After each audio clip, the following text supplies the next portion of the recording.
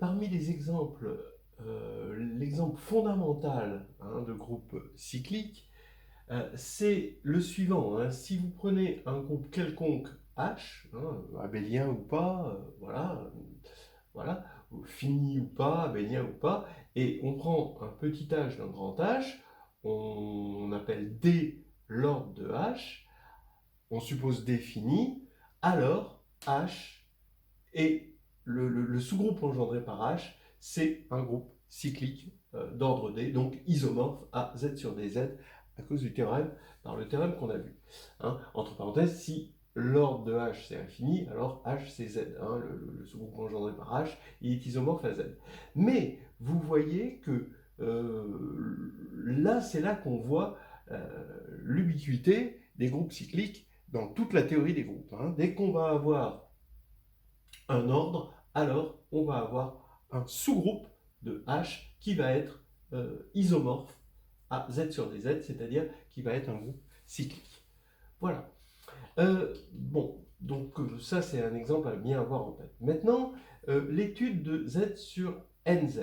On regarde maintenant l'étude de Z sur NZ. C'est-à-dire qu'en fait, je regarde le groupe cyclique, mais je vais utiliser le fait qu'il a une représentation, en quelque sorte, comme groupe sympathique Z sur NZ.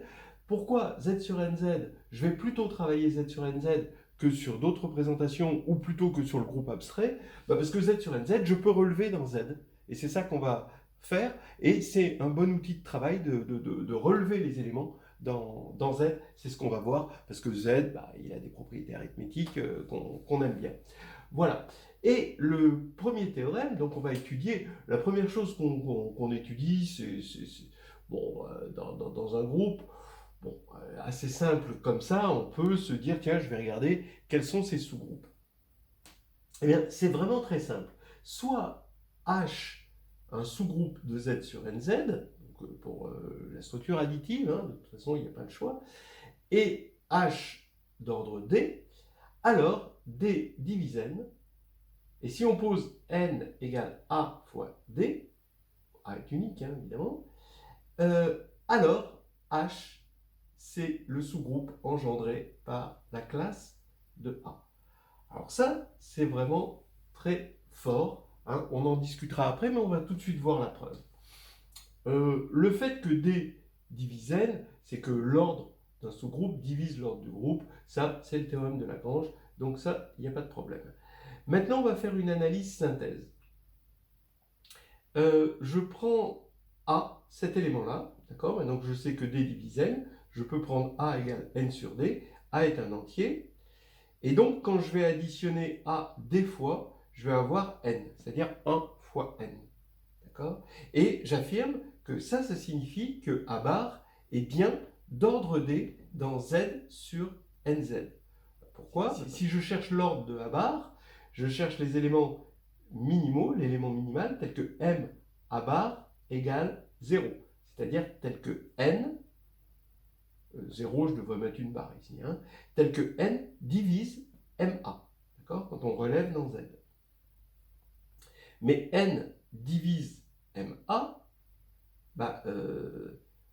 le M minimum, c'est quand MA est égal à N, c'est-à-dire quand M égale D. Donc, A bar est bien d'ordre D. Et donc, le groupe ici, ce groupe engendré par A bar, puisque A bar est d'ordre D, c'est bien un sous-groupe de Z sur NZ qui est d'ordre D. D'accord? Voilà. Donc pour l'instant, ça va. Donc ça, c'est déjà une première chose.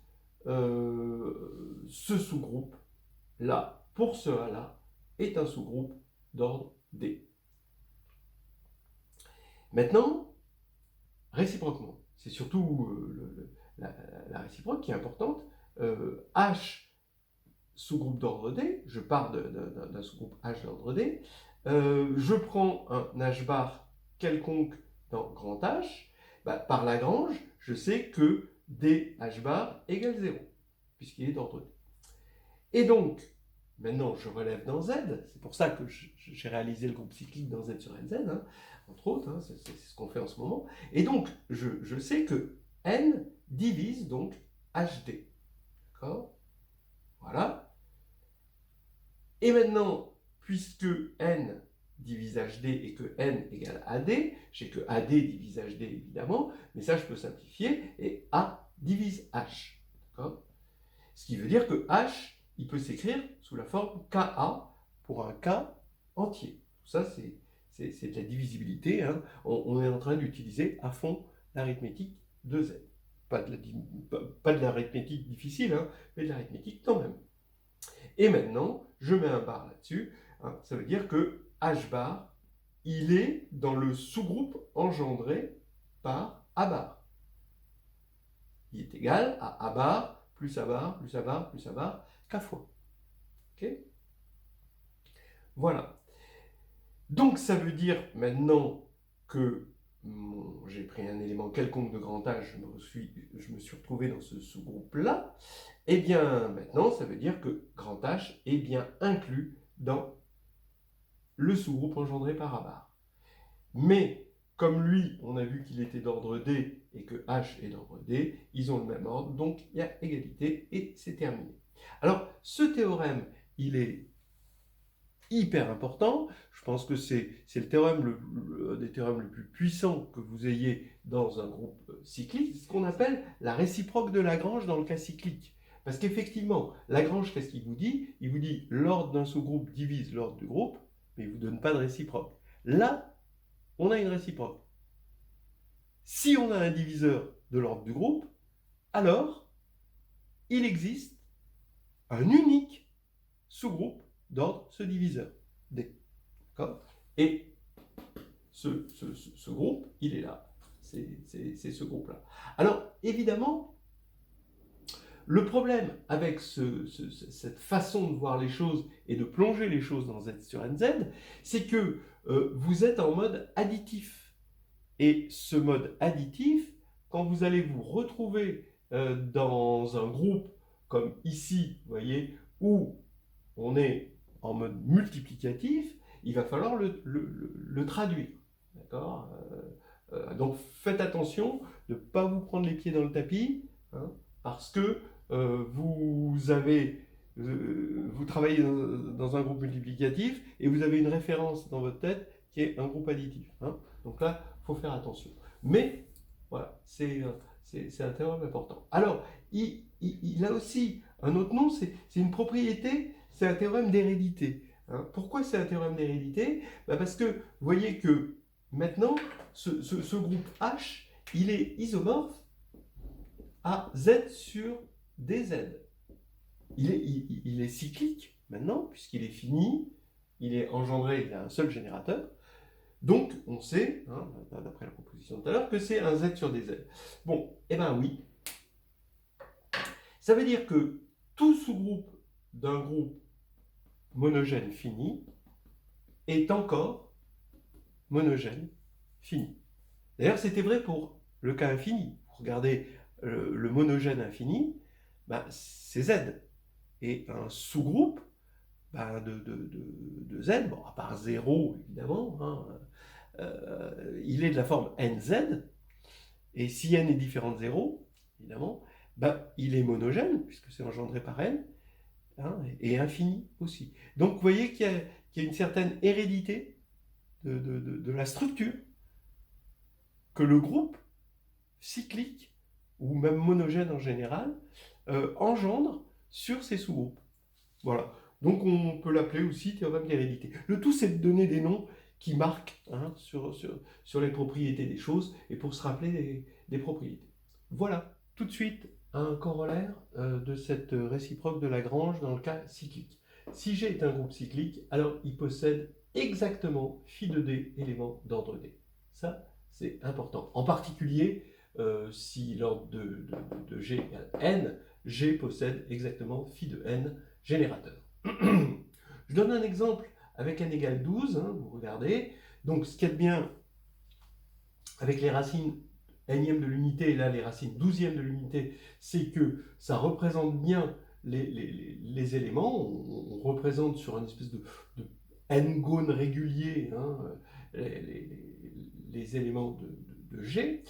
Donc ici, voici l'élément neutre, ça c'est 1, ça c'est une racine 12e primitive de l'unité, là, et on regarde tous ces générateurs, voilà, ici ça va être d'ordre 1, c'est évidemment, d'ordre 2, c'est moins 1, d'accord, d'ordre 3, vous reconnaissez J et J2, d'ordre 4, vous reconnaissez I et moins I, d'ordre 5, il n'y en a pas parmi les racines 12e de l'unité. Ensuite, d'ordre 6, on a vu tout à l'heure, il y avait ce oméga et oméga 5. Et après, on arrive à d'ordre 12. D'ordre 12, il va y avoir 1, 2, 3, 4 éléments. C'est-à-dire, si on appelle ça zeta, on a zeta, zeta puissance 5, zeta puissance 7, et zeta moins 1, c'est-à-dire zeta 11. Voilà. Ici, vous reconnaissez donc tous les éléments d'ordre 12. Il y en a exactement 4, et c'est bien phi de 12. Vous vérifiez que c'est bien phi de 12. Des éléments d'ordre 6, vous en avez exactement 2. Des éléments d'ordre 4, vous en avez exactement 2. Et 2, c'est phi de 4, 2, c'est phi de 6. Des éléments d'ordre 3, vous en avez exactement phi de 3, ces deux-là. Des éléments d'ordre 2, phi de 2, ça fait 1. Et des éléments d'ordre 1, phi de 1, ça fait 1. Donc le compte est bon. D'accord? Et on va voir que ce compte bon, ça va nous donner encore une petite formule supplémentaire sympathique. Mais maintenant, on en est à prouver le corollaire. Alors, un lemme qui est bien pratique, qui est bien à connaître, en fait, ce lemme est intéressant, c'est que si m bar est dans z sur nz, alors c'est facile de calculer l'ordre de m bar. C'est, donc je prends un représentant petit m, ici, et c'est n divisé par le PGCD de m et de n. C'est bien un élément de z, puisqu'on a divisé par un diviseur de z, de n. Preuve du lemme, d'abord, lui, il annule m bar, oui, puisque n sur mn multiplié par m, regardez, je fais juste glisser le PGCD de m et n sous n, puisque ça c'est dans z, d'accord, et je vois qu'on a un multiple de n, donc modulo n, ça fait 0. Donc ça veut dire que lui, il annule m bar dans z sur nz.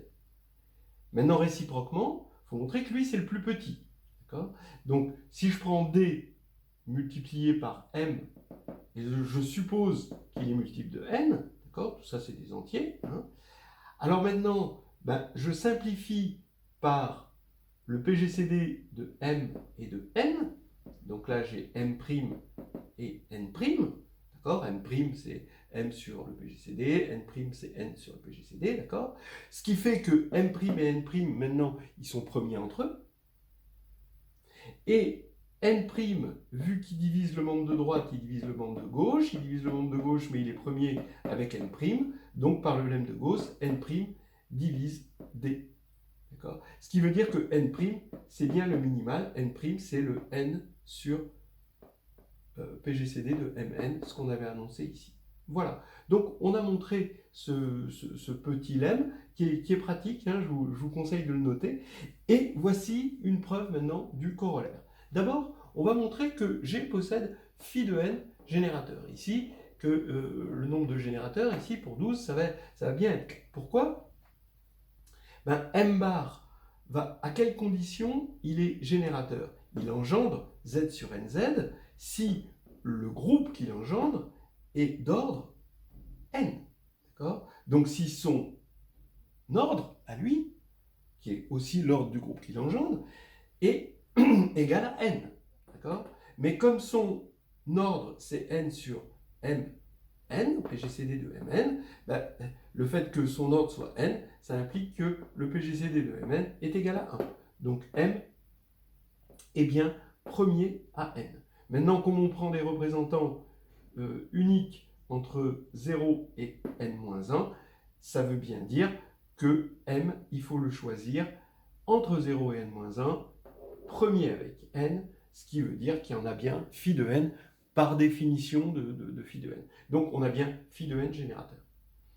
Maintenant qu'on l'a montré pour n, eh ben, on va pouvoir le montrer pour d, les éléments d'ordre d. Alors, prenons un élément d'ordre d, quelconque, dans z sur nz.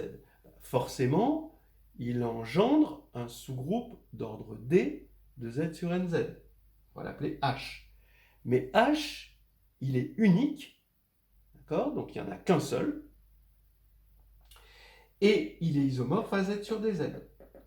Donc cet élément, il est forcément dans un unique sous-groupe, d'accord?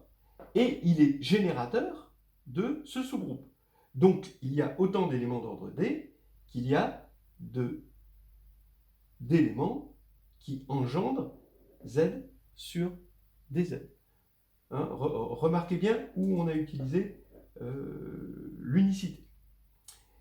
Alors, maintenant, ça veut dire que, d'après 1, il y a phi de d éléments d'ordre d. Voilà. Donc ça, c'est des choses qui sont importantes, et on va même voir que ça caractérise le groupe. On va continuer sur cette réciproque de Lagrange avec unicité pour les groupes cycliques. Voilà déjà un petit truc qui l'illustre, hein, d'accord? Vous regardez donc le groupe Z sur 12Z, qui est représenté par les racines 12e de l'unité dans le plan complexe, ou on peut aussi le voir sous forme du 12 gone régulier.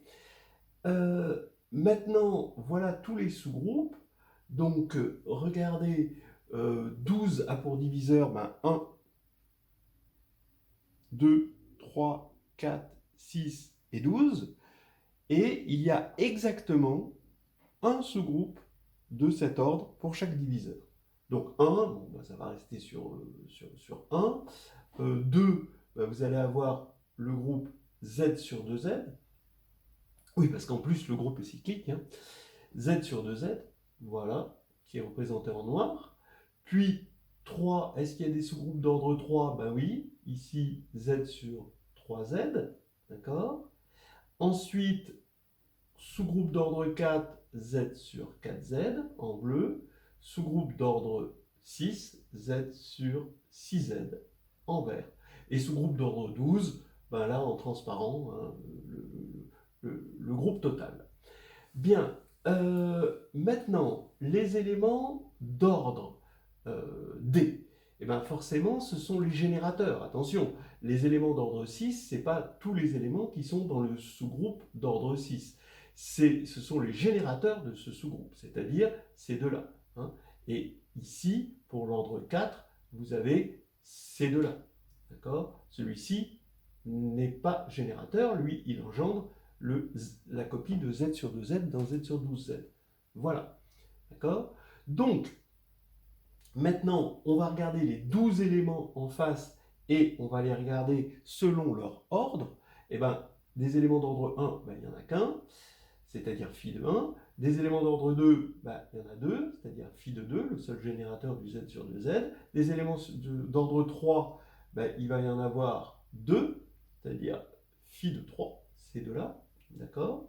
Les générateurs de Z sur 3Z. D'ordre 4, il va y en avoir 2. D'ordre 6, ces deux-là. Et d'ordre 12, 1, 2, 3, 4 ici. Et donc, en fait, vous comprenez que l'application de cette réciproque de Lagrange dans le cas cyclique avec unicité, c'est que n, ici, est en général égal à la somme des phi de d pour d divisé en n, hein, où phi, justement, c'est cette fonction de l'air qui donne le nombre d'éléments premiers avec n, d'accord, puisqu'on a vu que ce sont les éléments premiers qui engendrent, et compris évidemment entre 0 et n-1, ou entre 1 et n, si vous préférez, c'est pareil. Maintenant, comme application de cette formule, on va retrouver une nouvelle caractérisation des groupes cycliques On a vu qu'une caractérisation des groupes cycliques, ça dépend en fait comment on les définit, mais c'était des groupes qui sont isomorphes à Z sur NZ, ou alors ce sont des groupes monogènes finis. Mais là, on va avoir une autre caractérisation. Si G est un groupe d'ordre n, tel que pour tout diviseur d de n, le nombre d'éléments d'ordre d est inférieur à phi de d, alors, eh ben, on a égalité. L'inégalité pour tout d divisant n implique l'égalité, et le groupe est alors cyclique d'ordre n. Voilà. Alors, bon, la preuve est vraiment pas difficile. Il faut juste comprendre que pour montrer qu'on a un groupe cyclique, donc, bon, la réciproque, elle est claire d'après la réciproque de Lagrange, mais pour montrer qu'on a un groupe cyclique, bah, comment on montre qu'on a un groupe cyclique? Il suffit d'avoir un générateur, donc un élément d'ordre n. Bon, alors, donc, il suffit de trouver un élément d'ordre n. Maintenant, est-ce qu'il existe un élément d'ordre n? Le nombre d'éléments d'ordre n, pour l'instant, on sait qu'il est inférieur à phi de n, mais c'est tout ce qu'on sait. Mais, on sait que l'ordre de tout élément divise n. Ça, c'est Lagrange. Quand on va regarder, passer en revue tous les éléments du groupe, ils vont être tous d'ordre d, d divisant n. Donc, on a notre groupe G, qui est égal à la réunion disjointe des GD, donc ça c'est les éléments d'ordre D, d'accord? Donc, ça veut dire que la somme des cardinaux de GD, d'accord, pour D divisant n, ici c'est D divise n, est forcément inférieure à la somme des phi D pour D divise n, mais ça, c'est n, d'accord? Et ça, forcément, d'après ça, c'est le cardinal de G, et qui est égal à n. D'accord? Donc vous voyez, vous avez n, une inégalité, n, que des éléments positifs, donc il y a forcément égalité à tous les étages. D'accord? Et comme il y a égalité à tous les étages, et ben, en particulier à l'étage n, donc il y a phi de n éléments d'ordre n, donc au moins un élément d'ordre n, et c'est fini. Ça veut dire que notre groupe est cyclique.